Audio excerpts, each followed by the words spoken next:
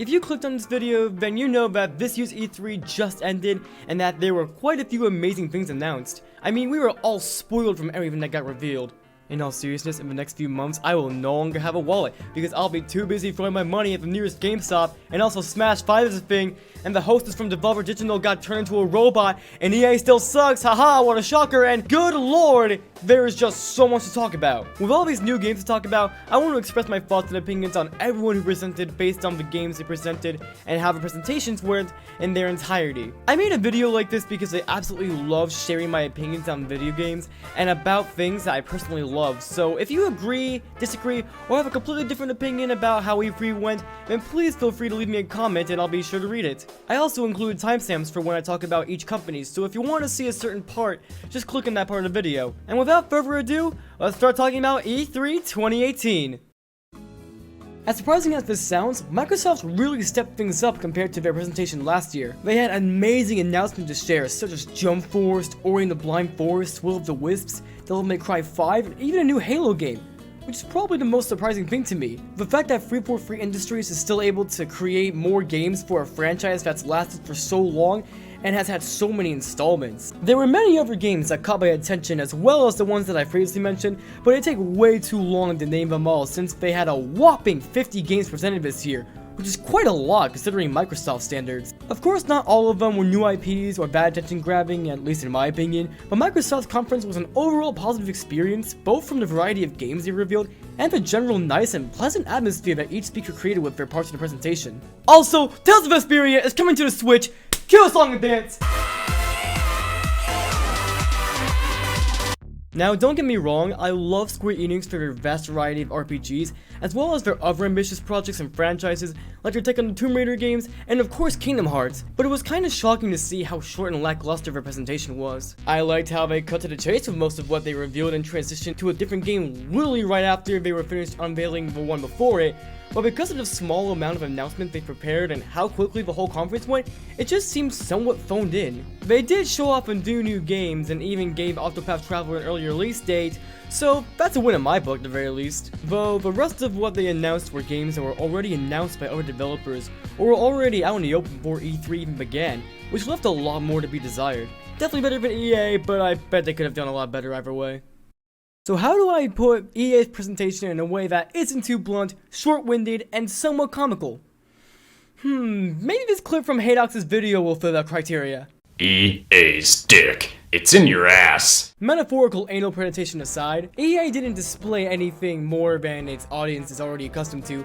More sports games, Star Wars, and oh hey, they're making a sequel to Unravel, so at least they got one thing right this year. Besides that, there's not much to go off of based off what EA showed off during their time on stage. I guess Battlefield 5 looks pretty good though, and they're developing a new IP called Anthem, so that's cool I suppose. And look, they're promoting the fact that they aren't including loot boxes in this game, only to drive that point out of left field entirely and include in-game purchases towards cosmetics.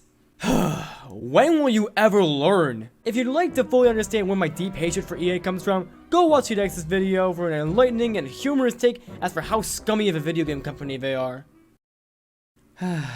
Todd Howard. Todd, creator of Elder Scrolls V Skyrim on the Alexa, Motorola, and refrigerator, Holland.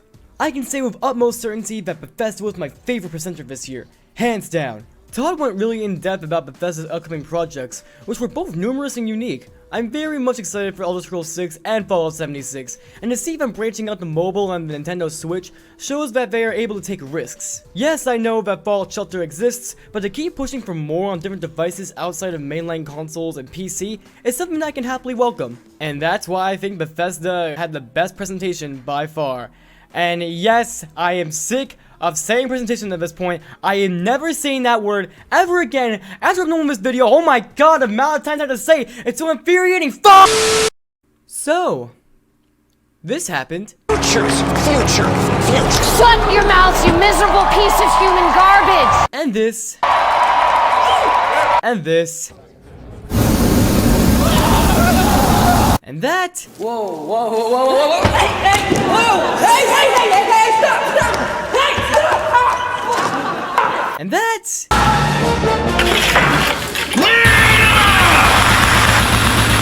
And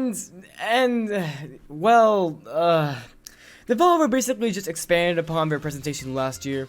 I admit that the idea of making this into a story caught my interest throughout the conference, but it wasn't enough to excuse the lack of games that were announced. It's understandable that they didn't present much since they aren't nearly as big of a company compared to first-party developers, but it felt like they made games to present in order to write a story around them instead of writing a story while keeping the games as their main focus. The conference, if you can even call it that, was still enjoyable to watch, albeit somewhat disturbing, and it's nice to see an indie game company have fun with how they've been doing things for the past year. Let's just hope that they bring a lot more content to be presented next year, because they definitely have a lot of potential. They've made some of my favorite indie games from the past few years, and I hope I can still say that during E3 2019. Oh, and I'm definitely getting that game where you play like you're Deadpool in a banana suit on drugs. That's the good shit right there! Sony kept me intrigued and in awe throughout most of their presentation. We got more info on the next open-world Spider-Man game, a reveal of the Resident Evil 2 remaster, and my god, Sora looks so good with a golden tooth! There really isn't anything all that negative I can say about how Sony ran things this year. They had what I thought to be an amazing lineup of games to show off, and very interesting analysis on said games. While we're on the topic of games, I think they had the most effective mix of future installments in their popular long-established franchises, and new upcoming games that were first shown at the event. They gave us enough of what we love to look forward to towards the end of the year and the beginning of next year, and more than enough to speculate about and to get excited for. Overall, Sony put on a great show, and I really enjoyed watching it. Nintendo, like they've been doing for many years, blew everyone's expectations out of the water. Their presentation was amazing, with a balanced blend of new games being revealed, and the occasional talk with Reggie and Sakurai. And speaking of Sakurai, a brand new Smash game titled Super Smash Bros. Ultimate was announced and was given a lot of spotlight, which makes sense, seeing as most Nintendo fans, myself included, were most excited to hear about what the future of Smash Bros. Has in store for us. I did a live reaction to Ultimate being revealed, so if you'd like to see it, then click the link in the description. Besides Smash, loads of new titles were announced, such as Fire Emblem 3 Houses, Super Mario Party, and a Xenoblade 2 expansion. And if anyone was watching me stream the Direct, Twitch link also in the description below, you'll also see how crazy I got the moment I saw the Fire Emblem logo. Is this Fire Emblem? There's no way. Ah! I'm admittedly saying all this with some hint of bias because Nintendo's always been my favorite video game company, and seeing amazing announcements like these only make me love them even more. And with that, I can wholeheartedly say that I really enjoyed the presentation at this year's E3, and I'm oh so excited for what's to come in the future. That about wraps it up for my discussion on E3 2018. Thank you all so much for watching my video and for listening to what I had to say. I've been wanting to branch out to make content like this for a long time now, and I'm glad I decided to spend a lot of time working on this. I'll also be working on a separate video about my first impressions on Smash Ultimate, so that should be out later this week. Want to stay up to date with me, my videos and streams? Then be sure to subscribe and follow my Twitter, Twitch, and join my Discord server. Like I said previously, if you have any differing opinions from what I talked about, then tell me down below in the comments. Thanks again for watching, and I hope you all enjoyed E3 this year just as much as I did.